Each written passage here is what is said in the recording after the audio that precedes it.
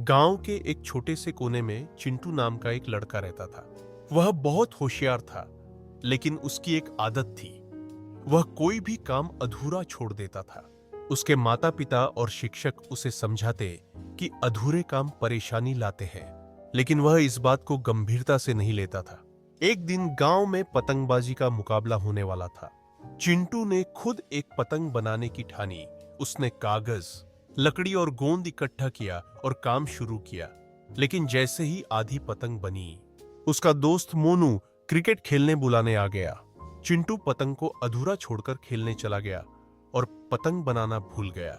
जब मुकाबले का दिन आया तो चिंटू ने जल्दी जल्दी पतंग पूरी की, लेकिन गोंद ठीक से सूख नहीं पाई थी और धागा भी कमजोर था। उसने जैसे ही पतंग उड़ाने की कोशिश की, वह फट गई। वह उदास होकर देखता रह गया, जबकि बाकी बच्चे अपनी अपनी पतंगे आसमान में ऊंची उड़ा रहे थे।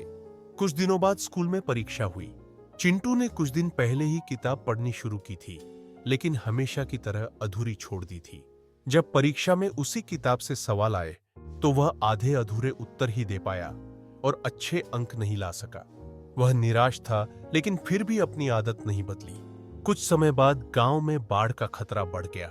चिंटू के पिता ने नाव बनाने का फैसला किया और चिंटू ने मदद करने का सोचा। लेकिन जैसे ही उसने काम शुरू किया, थोड़ी देर में ऊब गया और खेलने चला गया। पिता ने अकेले ही नाव बनाई, लेकिन समय की कमी के कारण वो पूरी तरह मजबूत नहीं बन पाई।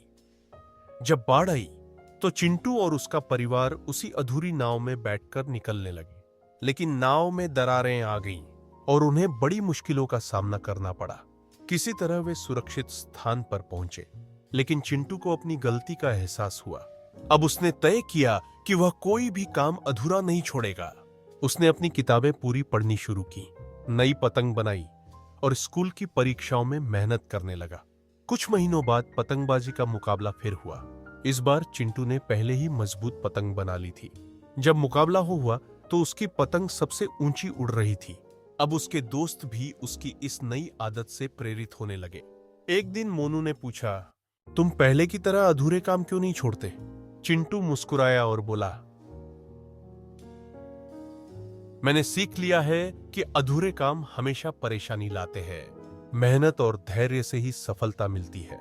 अगर आपको यह कहानी पसंद आई हो तो हमारे चैनल को सब्सक्राइब करें और बेल आइकन जरूर दबाएं, ताकि आपको नई नैतिक कहानियां देखने को मिलती रहे।